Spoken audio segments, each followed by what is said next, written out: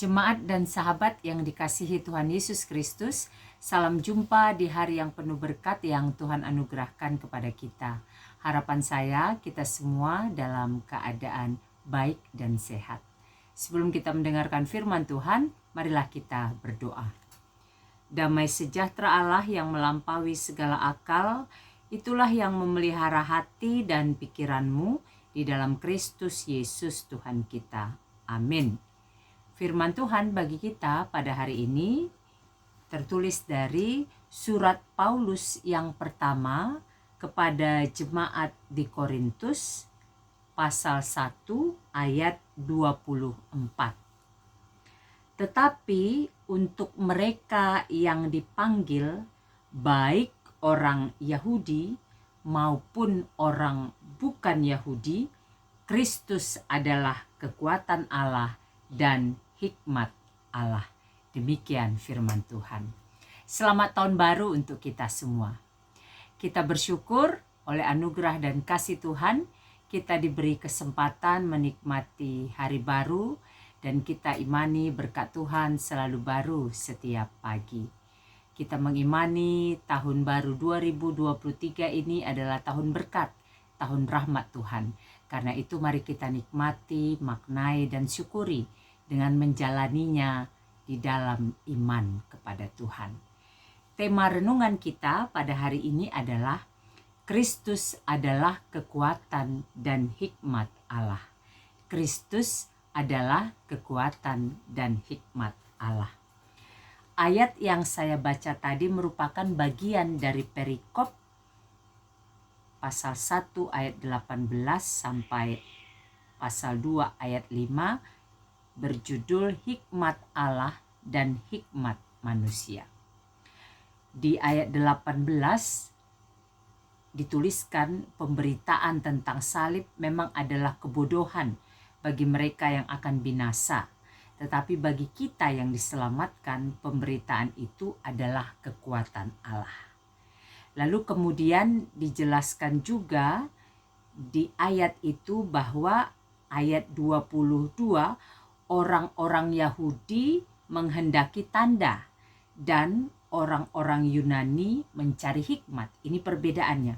Ayat 23, tetapi kami memberitakan Kristus yang disalibkan untuk orang Yahudi suatu batu sandungan.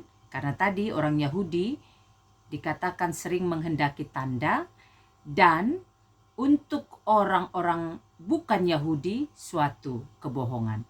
Karena orang-orang bukan Yahudi atau Yunani mencari hikmat. Sekarang kita mau melihat dari perikop ini apa yang mau disuarakan Paulus melalui bacaan kita pada hari ini. Yang pertama, di dalam diri Kristus Allah menyatakan kekuatan kasih dan kuasanya. Di dalam diri Kristus Allah menyatakan kekuatan kasih dan kuasanya. Hanya orang yang percaya dan menerima Yesus Kristus sebagai Tuhan dan Juru Selamat pribadinya lah yang akan mengerti dan memahami betapa besarnya kasih Allah, betapa kuatnya kasih Allah, dan betapa berkuasanya Allah di dalam kehidupan manusia. Kita tahu oleh keberdosaan manusia, maka manusia jatuh ke dalam dosa dan upah dosa adalah maut, kematian.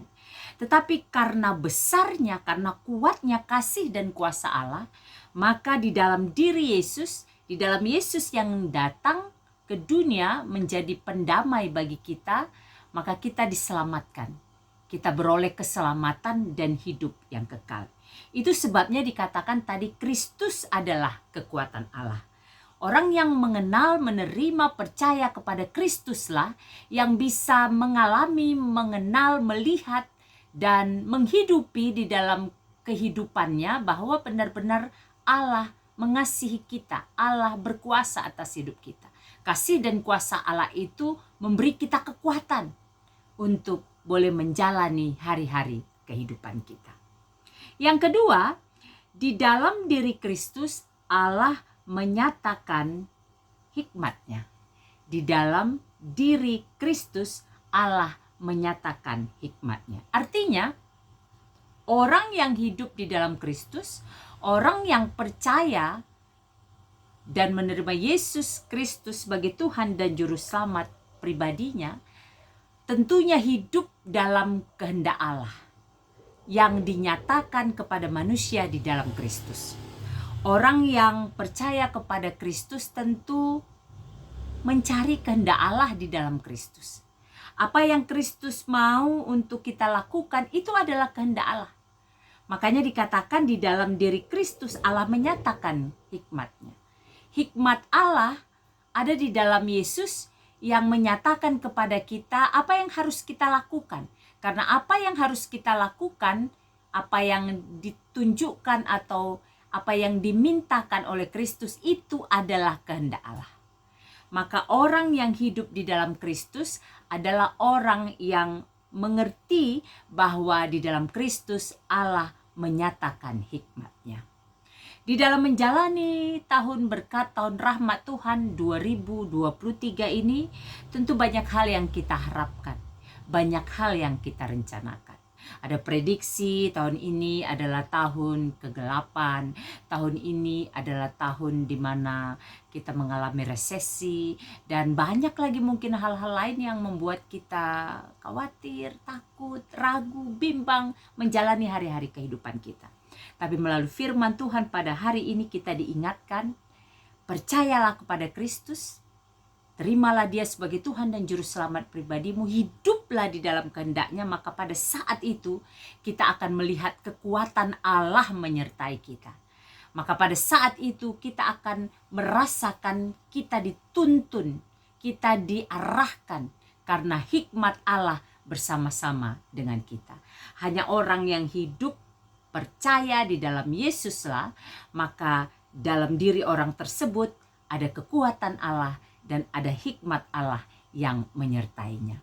Karena itu jalanilah hari-hari kehidupan kita di tahun 2023 ini dengan berharap dan percaya kepada Kristus.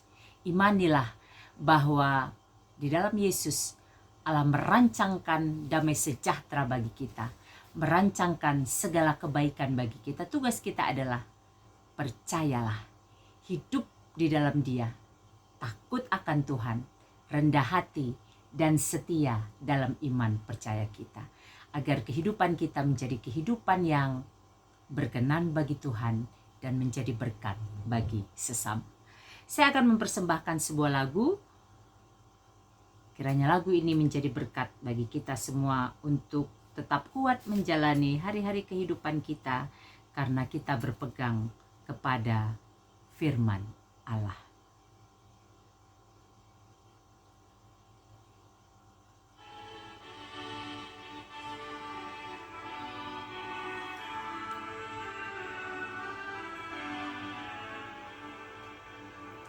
Yang dapat memecahkan segala hati keras, yang mencurahkan hidup di hati yang lemas, yang menyembuhkan luka, mujarab obatnya, yaitu firman Allah penuh anugerah. Di hati kami Tuhan, Kau tulis sabdamu, supaya kami juga setia dan teguh. Kendati gunung goyah, binasa dunia, kekal firman Allah selama-lamanya. Marilah kita berdoa. Bapa di sorga, kami bersyukur atas anugerah-Mu yang menyertai kehidupan kami hingga di hari ke-13 bulan Januari 2023 ini. Kami kembali diingatkan bahwa ketika kami mengimani Engkau di dalam Kristus Yesus, maka kami akan beroleh kekuatan dan hikmat Allah. Karena itu ya Bapa, tuntunlah kami menjalani hari-hari kehidupan kami, agar kehidupan kami menjadi kehidupan yang berkenan bagi Tuhan dan menjadi berkat sukacita bagi kami dan sesama. Berkati seluruh jemaat Tuhan, berkati seluruh hamba Tuhan, berkati bangsa dan negara kami, berkati pemerintah kami, berkati keluarga kami, berkatilah sesama kami yang sedang mengalami pergumulan apapun itu. Tuhan berbelas kasihlah kepada mereka. Ingatkan mereka semua untuk tetap percaya, berharap kepadamu. Karena ketika hidup di dalam Kristus, maka kekuatan dan hikmat Allah akan menyertai mereka dan menyertai kami semua. Terima kasih Bapa, apapun yang kami rencanakan untuk kami kerjakan sepanjang hari ini, berikanlah kami kekuatan dan hikmat-Mu, agar yang kami lakukan adalah hal-hal yang menyenangkan hati Tuhan dan menjadi sukacita bagi kami dan sesama. Terima kasih Bapa, di dalam nama Yesus, Tuhan dan Juru Selamat kami yang hidup, kami bersyukur dan berdoa. Amin. Selamat beraktivitas, sehat, semangat, dan sukacita senantiasa di dalam penyertaan Tuhan. Tuhan Yesus memberkati.